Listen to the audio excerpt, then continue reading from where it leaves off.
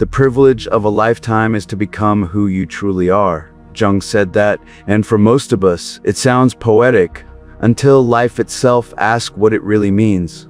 We spend years learning how to be acceptable, successful, admired, but rarely how to be real. To become who we truly are, we first must face who we are not. Our lives begin as mirrors, parents, teachers, friends, all reflecting back an image we learn to inhabit. We wear the masks we're handed until the mirror cracks. That crack comes in many forms: a loss, a failure, a quiet Sunday when the question appears uninvited, am I living my life or performing it? It's a dangerous question because once it's asked, you can't unhear it. It begins to echo through every routine, every smile that doesn't reach your eyes. The philosopher Sartre called it bad faith, the act of living as something fixed, safe, defined. The comfort of titles, roles, routines that protect us from freedom. But freedom, real freedom, is terrifying because it demands that we choose, without excuses, who we are. It means burning the script written by others. Jung saw this as the process of individuation, the lifelong unfolding of the self, the reconciliation between our conscious masks and our hidden shadows. He believed we each carry an inner drive toward wholeness, an invisible compass pointing us toward authenticity, even when we resist it. That resistance is natural. The world rewards the persona, the polished version of ourselves that fits in, conforms, pleases, performs. We are taught to curate our image, to filter our truth, to smile on command, while a quiet voice inside whispers that something doesn't fit. That voice is not weakness. It is the beginning of awakening. The faint sound of the self knocking from the inside, asking to be let out. In ancient Greece, the inscription at Delphi read, "Know thyself." It wasn't a suggestion, it was a command, the foundation of wisdom itself. To know yourself is to meet both the angel and the animal within, to confront the parts you hide, the desires you bury, the fears you disguise as virtue. The journey inward is not glamorous. It's muddy, confusing, and deeply personal. But without it, we live as strangers to our own soul. Heidegger wrote that authenticity begins when we confront our mortality, when we realize time is finite and every false day is one we never get back. That realization can feel like despair, but it's really liberation. The moment you see that your life is yours to define, you stop waiting for permission. Every mask we wear buys us acceptance, but at the price of truth. Eventually, the cost becomes unbearable. The smile feels heavy, the mirror feels foreign. And so begins the unmasking. Slowly, painfully, beautifully, you peel away the layers of who you were told to be until what's left simply breathes. Becoming who you are is not about inventing a better version. It's about remembering the one that was always there, beneath the noise. Nietzsche said, "Become who you are. Not who you wish to be, not who the world prefers, but who your soul already knows itself to be." He saw the self as something dynamic, born in chaos and transformed through courage like stars forged in the collapse of their own gravity. To be authentic, you must first collapse, to fall inward, to meet your own contradictions and love them enough to stop pretending they're not there. The shadow, Jung taught, contains not only our darkness but our potential. What we repress doesn't disappear, it waits, it dreams of reunion. When you integrate the shadow, you stop fighting yourself. You stop dividing your light and dark, your strength and fragility, into opposing camps. Wholeness begins when you accept that the same fire that burns also illuminates. The same chaos that breaks you is the soil from which you grow. That is the paradox of authenticity. It demands destruction before creation, death before rebirth. Every genuine life begins in ruin. Because to be who you truly are, you must let go of who you've been pretending to be. And that is a kind of dying, a loss the ego will resist. But beneath that loss lies peace, a quiet pulse of truth. The sense that life itself is finally breathing through you instead of being forced by you. When you first taste that freedom, it feels both terrifying and intoxicating. It feels like standing naked before existence and realizing you belong here. You always did. The descent into yourself does not happen all at once. It begins as small cracks in the certainty you once called life, spreading quietly beneath the surface. You notice how your ambitions start to feel like cages. The goals that once thrilled you now echo with exhaustion, as if success has become another disguise. What if the life you built was never really yours? What if every achievement was a carefully constructed alibi, protecting you from the truth of your longing? There comes a moment when the noise of the world grows unbearable, and silence becomes the only honest thing left. That silence is not emptiness, it is invitation. Most people fear silence because it reveals too much, but the self speaks in whispers, not in shouts. It asks you to listen, not to perform. When you finally stop running, the first thing you feel is fear. Fear that you will lose everything you've built. Fear that you will be nothing without your masks. But slowly, another realization emerges, that what you fear losing was never truly you. It was the costume stitched together from approval and expectation. The ego fights this discovery with all its strength. It convinces you to stay busy, to scroll, to plan, to fix what was never broken. It wants survival, not truth. And yet, truth always wins, not through force, but through fatigue. One day, you simply grow too tired to keep pretending, and that is the beginning of wisdom. Jung described this stage as meeting the shadow, the encounter with all we have denied, rejected, or disowned in ourselves. It is not a villain to defeat.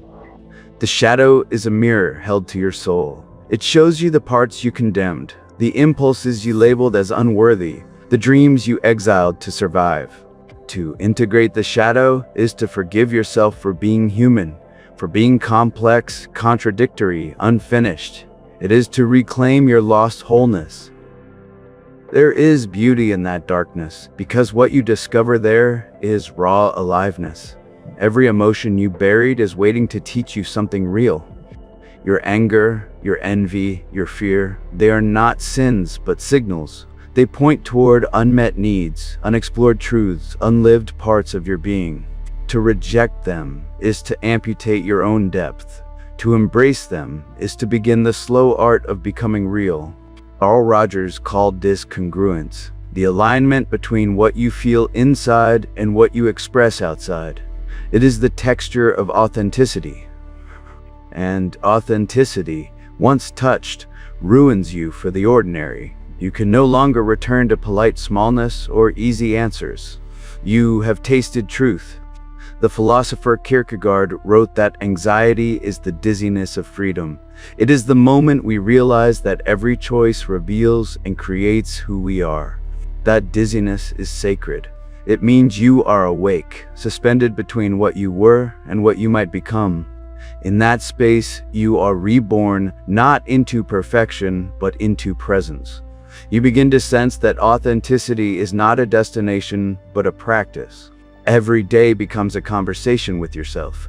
Every decision, an opportunity to either betray or honor your truth. You start noticing where you say yes out of fear, and where you say no out of love. You begin to live deliberately, not defensively. This is the quiet revolution of the soul. The shift from living as an image to living as an experience. From control to surrender. From appearance to essence.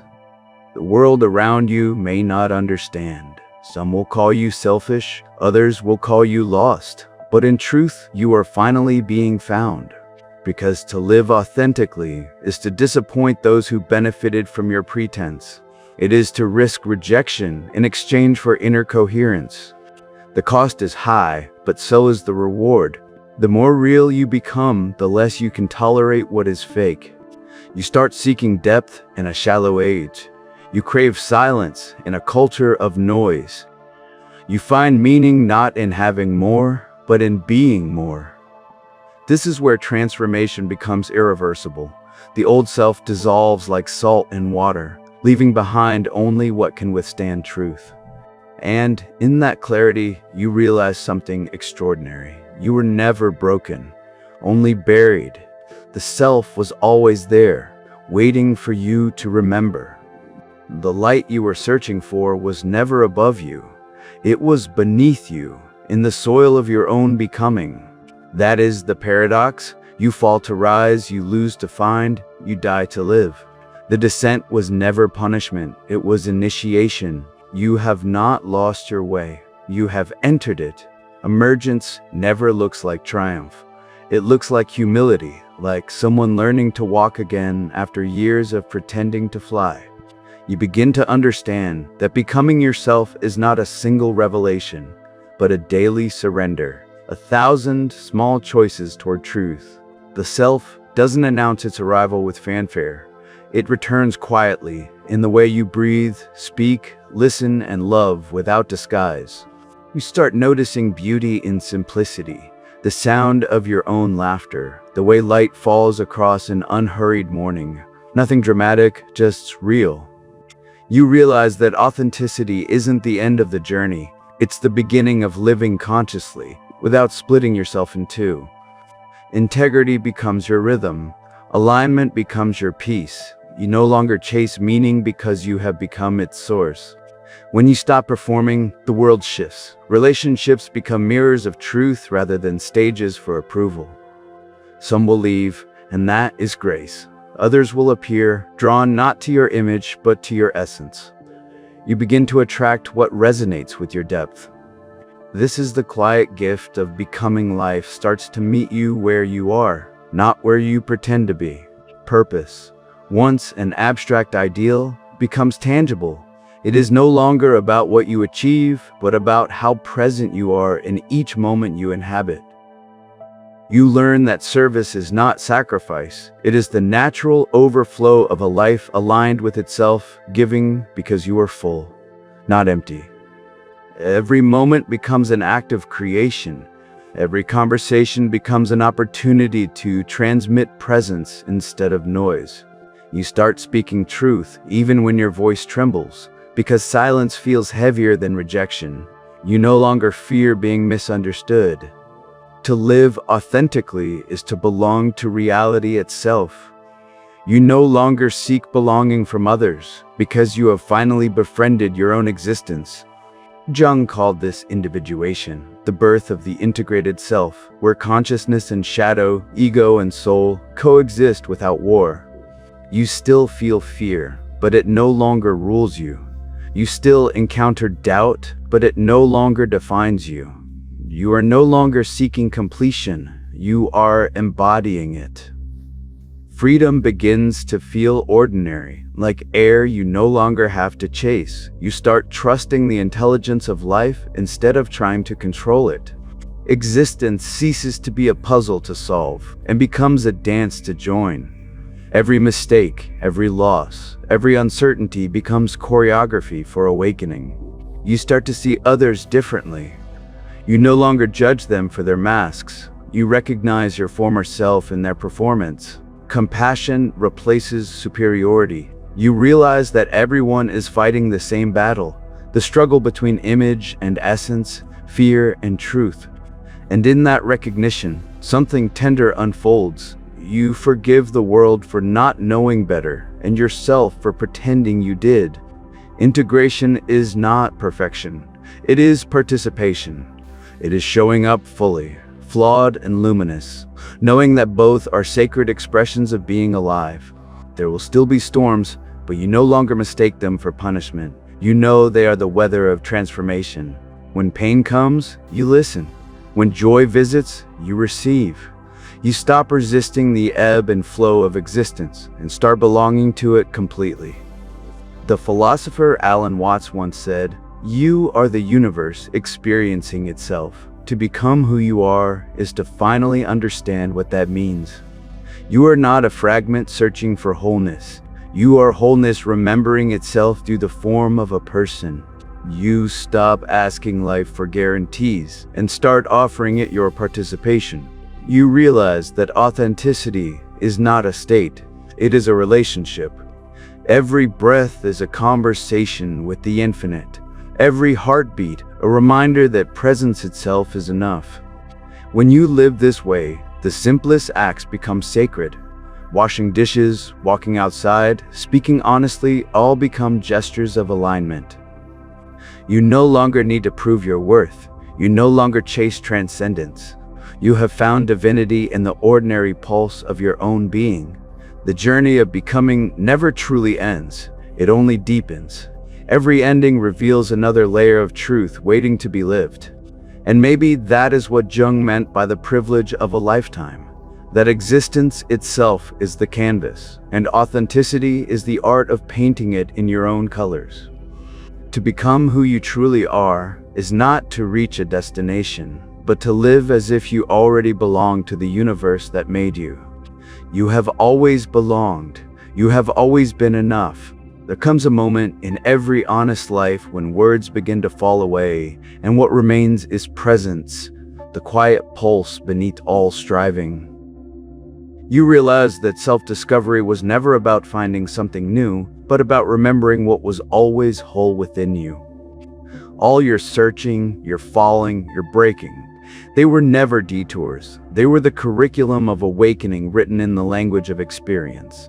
Life is not a test you pass or fail.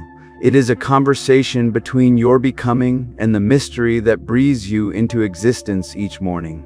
To live authentically is to stand in that mystery without demanding clarity, to bow to the unknown as the teacher it has always been. You begin to see that control was only fear dressed as discipline. Freedom was never in domination, but in surrendering to the intelligence of life. Surrender is not defeat. It is participation. It is saying yes to what is real, even when it is inconvenient or uncertain. When you surrender, life stops being an opponent to outthink and becomes a partner to dance with. You begin to move in rhythm with something larger than yourself. The ancient mystics called this union. Psychologists call it flow. Artists call it inspiration. Whatever the name, it feels like being lived rather than merely living. Moments expand, colors feel deeper. Ordinary tasks shimmer with quiet holiness, as if reality itself has been waiting for your undivided attention. That is the essence of presence, to meet the moment without armor, without commentary, to let existence speak for itself through you. When you are present, you discover that peace was never the absence of noise, but the intimacy of being fully here, without resistance. You start forgiving the world not because it has changed, but because you have stopped demanding it be different to love it. You forgive yourself too, for every version that didn't know better, for every survival mask that once protected the soft miracle of your becoming. In that forgiveness, compassion blooms like spring after a long winter. It turns your pain into wisdom and your wounds into windows. You begin to see the beauty in imperfection, the cracks where light enters, the mistakes that make the story human, the incompleteness that keeps you growing. Wholeness, you learn, is not about being finished. It is about being real, being responsive, being alive to every shifting tone of the present moment. The poet Rilke wrote, "Let everything happen to you, beauty and terror. Just keep going. No feeling is final." That is the vow of authenticity. To keep going. To let life sculpt you without closing your heart. To remain teachable, even in the face of uncertainty and pain. The path does not end with enlightenment. It continues with embodiment. The insight becomes action. The philosophy becomes practice. You begin to express truth, not just in words, but in how you love, how you listen, how you show up when no one is watching. Each day becomes a small act of alignment, choosing honesty over comfort, depth over distraction, presence over pretense. And every time you choose truth, something invisible strengthens, a quiet confidence that no longer depends on applause or permission. You start to see that the authentic life is not loud or spectacular. It is subtle, grounded, often invisible to the world but luminous from within. It is in the way you greet strangers, the way you handle disappointment, the way you keep your heart open when it would be easier to close it. This is the real revolution, not external change, but the internal shift from fear to trust, from performing life to inhabiting it fully. When you live this way, you become contagious in the best possible sense. Your calm becomes an anchor for others. Your presence becomes permission.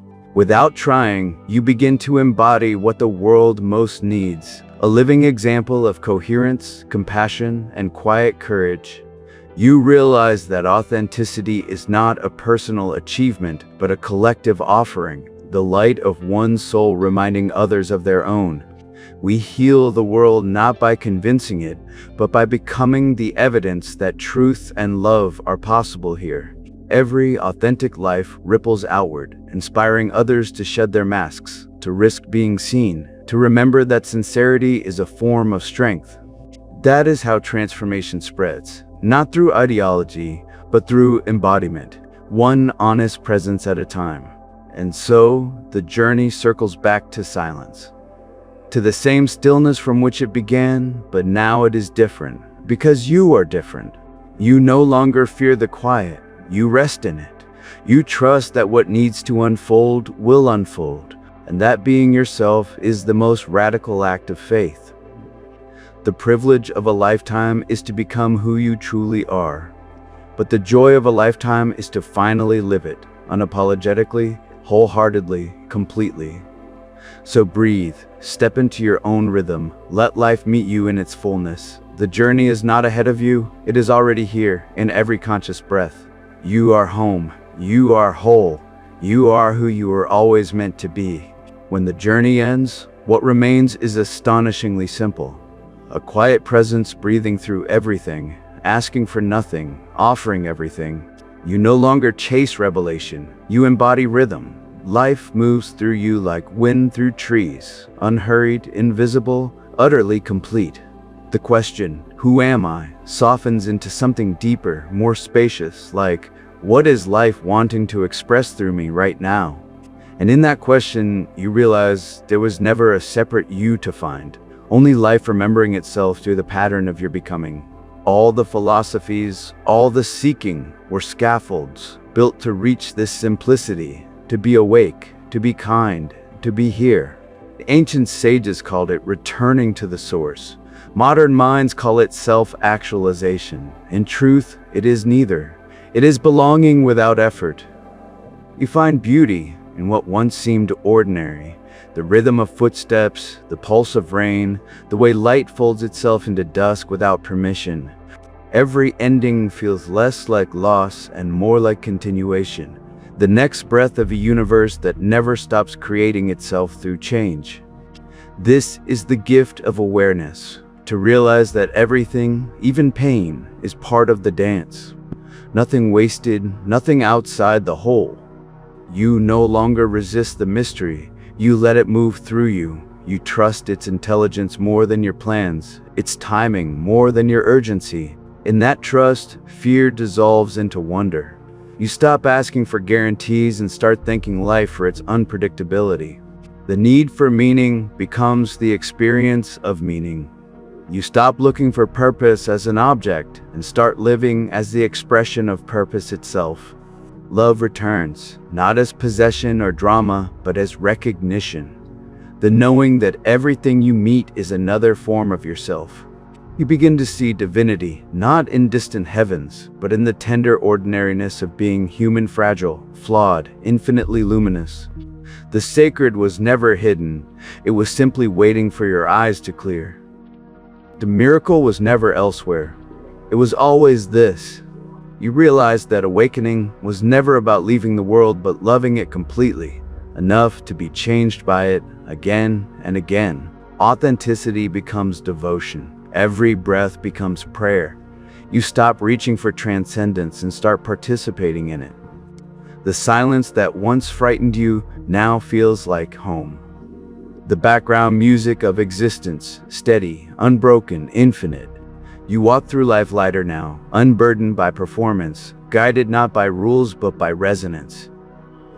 You greet each morning with gratitude, each night with surrender, knowing that both belong to the same eternal pulse. And if someone were to ask you who you are, you would smile and say, not a name, not a story, but simply, I am here. Because presence is the only truth that ever mattered, and everything else was preparation to live it fully. The privilege of a lifetime is to become who you truly are. The miracle of a lifetime is realizing you already were. So rest, breathe, and in that homecoming, you find what you were always searching for: peace without reason, joy without cause, love without end.